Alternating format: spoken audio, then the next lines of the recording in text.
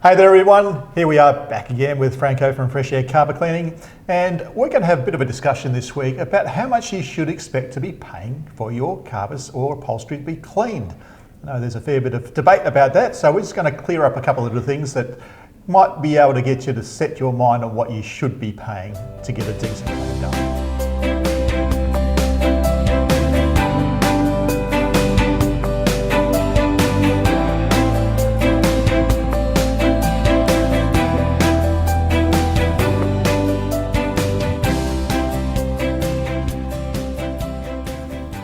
Hey, here we are back again, back in the studio with Mr. Worthington. How are you today, mate? I'm good, thanks, Franco, and yourself? I'm well, thank you, on this absolutely glorious day that we got here. Hey, it's summertime, isn't it fantastic? It's absolutely until the weather heats up.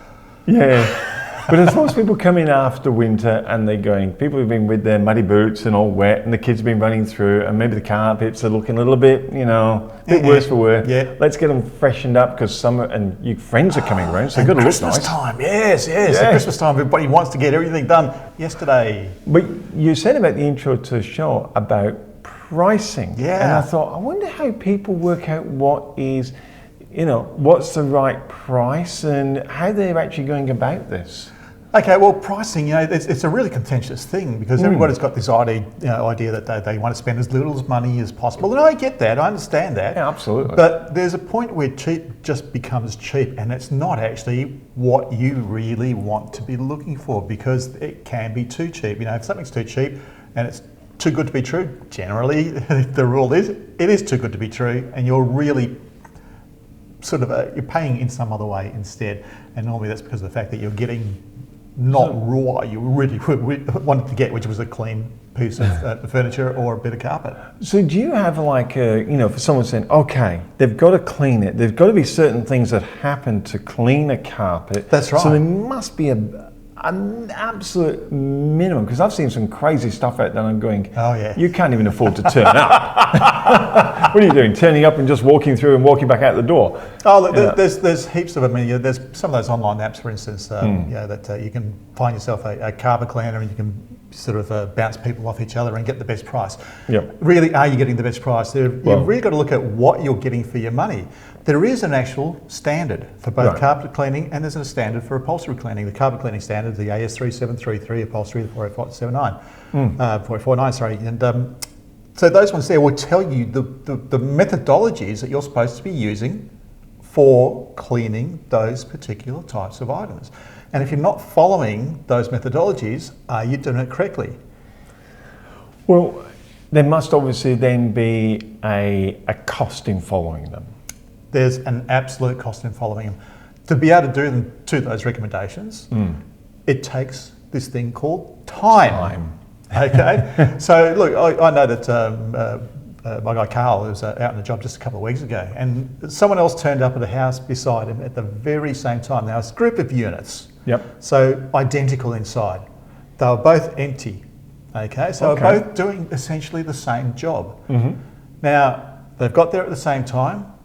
Carl's managed to get through and vacuum the carpets, and the other guy was packed up and gone. Wow. Yeah, I know, and it was mind-blowing, the fact that this guy thinks he's done his job, he's cleaned the carpet, and he's gone, he's out of there, on to the next one. Yeah. But were they getting clean to the same level? That's absolutely debatable, because I can give you the tip right now, they weren't, because he didn't even pull out a vacuum cleaner. He literally pulled out his machine, hacked the carpet, and ran out as fast as he could. So I suppose, and this is one thing I've found in business as well. When people start talking price, I often think to myself, it's okay price when you go down to the supermarket and you're looking for a tin of baked beans. Yeah. But when you start talking about an asset, which is a carpet it's worth thousands of dollars, are you now talking price? Are you now talking value? And that's the biggest thing. You really be looking for value. You earned that money. You want to get the best value for that money you've earned. Yeah. Now, in a lot of cases, you'll get the cheap carpet cleaner, and it's a very short-term fix. And in some cases, it's a 24-hour fix. It looks great until it's dry, and then all of a sudden you start getting problems. Yes. But even if it looks halfway reasonable, either because of the chemistry they're using, or the methodology you're using, or something they've shortcutted in trying to get to that clean result, it doesn't stay clean for as long. So I had another particular example of one customer who they fell on hard times. Okay, and that's fair enough. So she decided she was going to get this other cheaper company in to clean the carpets.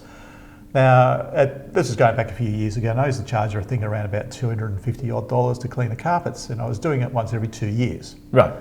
Now, her husband got cancer, so he couldn't work. She got laid off work as well, so as I said, they were tight for money. So they got this other cheaper company in, and they were charging $60.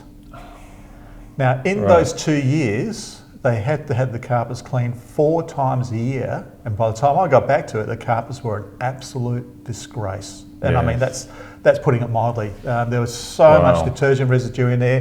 There were all these stains in there. This guy had said there were permanent stains that were never going to come straight out. Okay, and this woman realised that she'd been spending $60 per 3 months. So that's $240 per year. $480 over 2 years compared to my $250. Which one was the better value for money? Yes, he was a cheaper initial hit, so it made it more affordable seemingly at the time, but was she getting what she was paying for? Was she getting a clean carpet? No.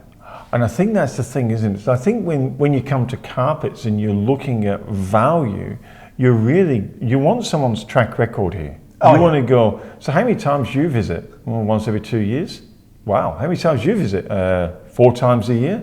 I'll be going, well, even if visiting 4 times a year, I'm going, that's got to be wearing my carpet out. I mean, I'm not a carpet expert either. I'm going, if you're doing the wrong methodology, absolutely it can be wearing the carpet out. If you're doing it correctly, then no, you actually should be increasing the longevity of the carpet, not the other way around. Okay, but I mean, think about it. There's a lot of these people, like you go on some of these online ones, they're charging $25 an hour. In fact, I've even seen a couple of companies do a full house clean with free carpet cleaning. Yeah, go figure what you're going to get with that. But I mean, $25 an hour is not uncommon. Yeah. Now think about it. How much does the average person earn in their own job working? Well, if you're working in just at a retail store in town, you're probably on $35 an hour, and you haven't bought any equipment. You haven't bought any equipment, you don't have any chemicals, you don't have any running costs like insurance and telephones and fuels and licenses. I know people that go down to the retail shop, work at a Kmart or a Target, and they're on $30, $35, working on a till. Yeah, even say $25 an hour. Yeah. Okay, but that's what some of these people are advertising at, $25 an hour. That's equivalent to you going to your job, you get paid your $25 an hour, you don't get sick pay, you don't get leave loading, which a lot of people here in Australia do get. You don't certainly get any holiday you don't get paid for travelling there. You don't get paid for travelling. Yeah. And it's akin to you going to your job and then your employer saying, well, here are my business costs, you now have to pay your share of them. Yes. No.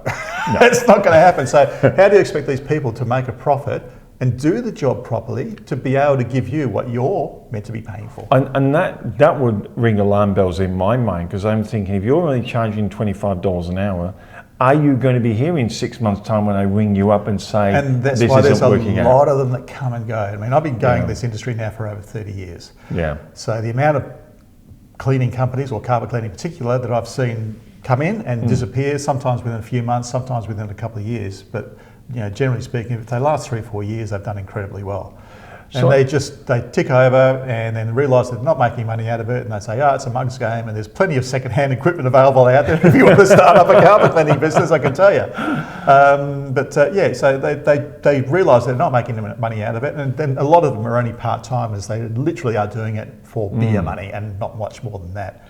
So, as a serious business, which in this case, Fresh Air Carpet Cleaning obviously is a serious business. Yeah. Haven't been around 30 years.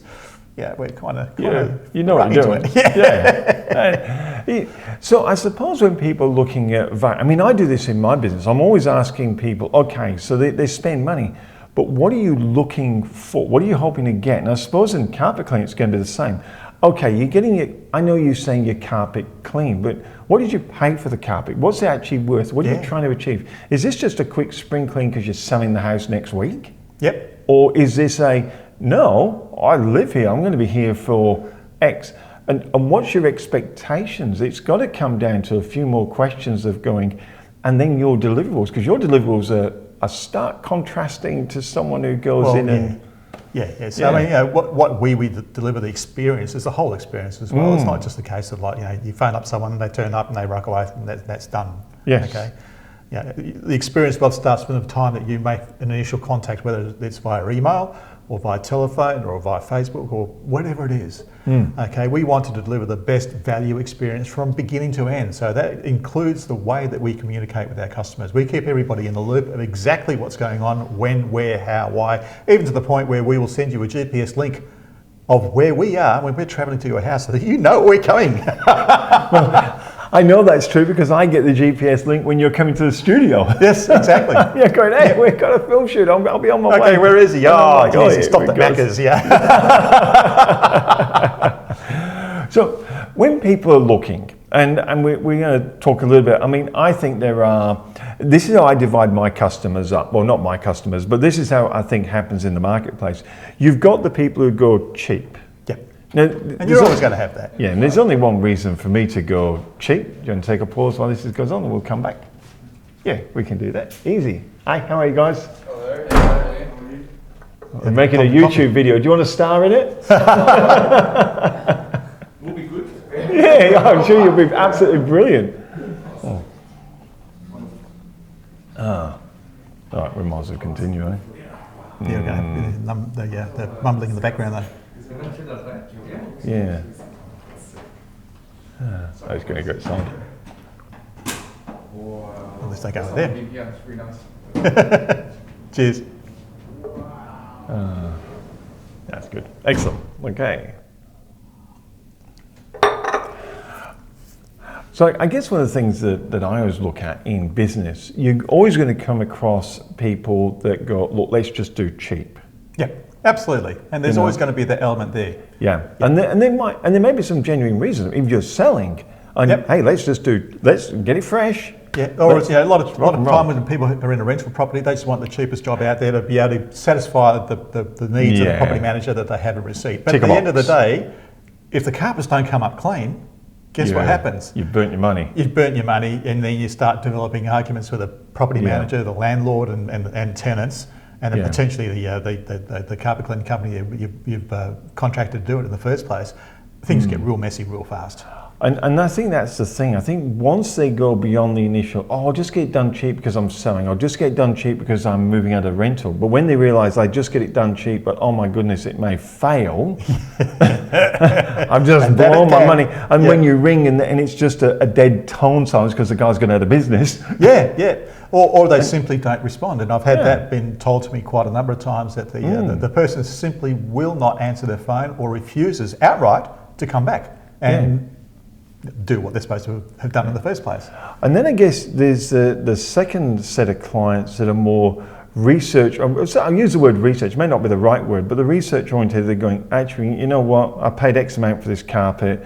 And look, I am selling, but I don't want in 3 weeks if the house doesn't sell in 3 weeks, these carpets start restaining. Look, I am moving out. I don't want to spend 60, $100. And then the real estate agent rings me up and said, guess what? I've walked through, the stains are coming out. So you get the more, and I think the whole society is changing now. They're going, no. I want value. I want to pay, and I only want to pay once, by the way. And I think the savvy buyers, the researchers, actually ends up spending less than the cheap buyers. In the long run, yeah. I mean, but once again, if you don't have the hassles that are associated with it after the fact, that if there is a problem that you've got to try and get it sorted out, which who's got the time for that? Yeah, as the saying goes, you've got time for that. Yeah, exactly. In today's day, in today's society, I should say that we're always at a busy pace, a frenetic pace, trying to do many things at once. To have someone there suddenly clog up your system, it's something you really don't want. You want the guarantee with whatever you do, whether it be carpet cleaning or going down to the supermarket or getting your car, whatever it is, you want the knowledge that when you've handed over your money, that's the end of your problem. You've got your problem solved, and that's what we're here for. I think that's the big thing, is the problem solved. So when you talk to somebody, and somebody would say to you, Franco, oh my goodness, I got a quote for XYZ, and it was half the price. Where do you as a business owner and an educator, which you are an educator because you do a lot of training as well on this, so you actually train carpet cleaners, Where do you take that for the consumer to help them understand and maybe give them some protection that they maybe fall Okay, into well, a trap? so really got to start asking them some questions. Ask them what their procedures are. I mean, there is an Australian standard, and one of the first things you've got to do before you do any form of cleaning, whatever, it doesn't matter which one it is, you've got to vacuum it with an upright commercial grade vacuum cleaner with a HEPA filter. So this is the one that he was vacuuming and the other guy had left? Yes, that's right. So we were vacuuming away. So Carl's vacuuming, he was and very the other hard guy's out, running. and the other guy's already out the door and yeah. off to his next job. So that was a complete fail from the outset. Why is the standard to vacuum first with these upright vacuum cleaners? Really simple reason for it. Because of the fact that there's a lot of dusts and allergens in there. Okay, Right. so we're not just cleaning it to make it look good, we're cleaning it for a health reason as well. It comes down to both.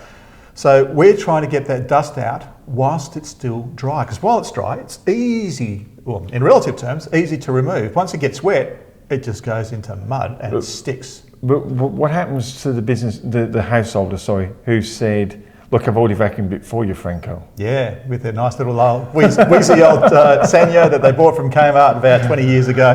No, that's not good enough. Look, I've had actually had people tell me, in fact, probably one of the best ones to highlight of that was a person who had bought a top brand vacuum cleaner. Yep. It was 2,500 watts, super suctions, all the fittings and things you could imagine. And she just vacuumed her Berber carpets and said, you don't need to vacuum. And I said, no, sorry, I'm going to vacuum. And a bit of a debate ensued, and I offered to vacuum the carpet. And if she didn't think herself that it had done a reasonable or made a reasonable impact on the carpet before I started cleaning, then I'd do it for free. That's a bit of a confidence statement. Oh, there, that's isn't it? a confidence thing, isn't it? So on her freshly vacuumed carpets, she actually walked away in sheer disgust after the 5th time I emptied out the vacuum cleaner. And I hadn't finished yet. So in a big green garbage bin, there was that much fluff sitting in the bottom by the time I finished. Wow. And I knew because it was a wool Berber carpet, it was right on a main road with windows that are open quite often. It's a dusty area. I was up in Kalamunda. I knew there was going to be a lot of dust on the carpet, and wool loop pile tends to hold in a lot. Yeah. Okay, so I knew that her suction vacuum cleaner, which is all she had, it wasn't an upright, just a suction vacuum cleaner, was not going to cut the mustard. And I knew there was going to be I didn't think actually it was going to be quite that much, but it proved my point that yes, our vacuuming is absolutely essential for us to be able to get those nasty bits out, that if they're in the carpet, they don't come out so easily, so you're not going to get a fully clean result. And also with all that dust and everything sitting in there, it soaks up our chemistry, which means that our chemicals can't be as effective at breaking down those soils and oils that are sitting in the carpet. Therefore, vacuum is an essential. So for families, for instance, that have got young kids that crawl about, they might have allergies themselves and asthmas, and we know all this stuff is going on. It's essential that your carpet cleaner is going to bring an industrial upright vacuum cleaner and give it a thorough vacuum, not just for cleanliness, but for the health reasons associated with it as well. That's right. And that's one of the reasons why we also use that HEPA filter, which we have mentioned in other episodes, the high efficiency particle arresters. So those allergens. Not like my old vacuum cleaner when I was a kid with you're vacuuming this end, there's dust. A cloud of dust is coming to the back of it. Yeah, it's just shifting it from one place to another. Yeah, but I mean, to pick up those allergens, that they're really tiny microscopic particles, they're smaller than 2.5 micron, and that's what your HEPA filters are designed to stop. Right. Okay, the old school vacuum cleaners, if they did better than 5 micron, they were doing fantastically. Right. So these days, the particular vacuum we use is 99.97. Yeah. 997 efficiency. Wow. So yeah, there's not much that gets past it, and that's the sort of stuff that we want out of your household, so that you don't, or your kids in particular, especially little kids that are crawling on the carpet, aren't breathing those in. So you vacuum it professionally and properly. Yeah, and there is actually a certain style that you're supposed to do it in. Once again, it's not just the old, what we call the housewife push and pull method. That actually doesn't work. Okay, so they can't just rush through. No, it's a slow, methodical vacuum clean. Right, okay. Okay, so I mean, with our cleaning, we'd spend as much time vacuuming as we do on the cleaning side of it. It's a bit like every trade, isn't it? They say you spend just as much time in the prep side. If you do the prep right, the final is the easy bit. Through. Yeah. The rest of it. So, absolutely. Yeah. So people who don't turn up and don't vacuum, that's a big warning signal that this is not going to be good. You've already shot yourself in the foot, and that was your money wasted. There you go.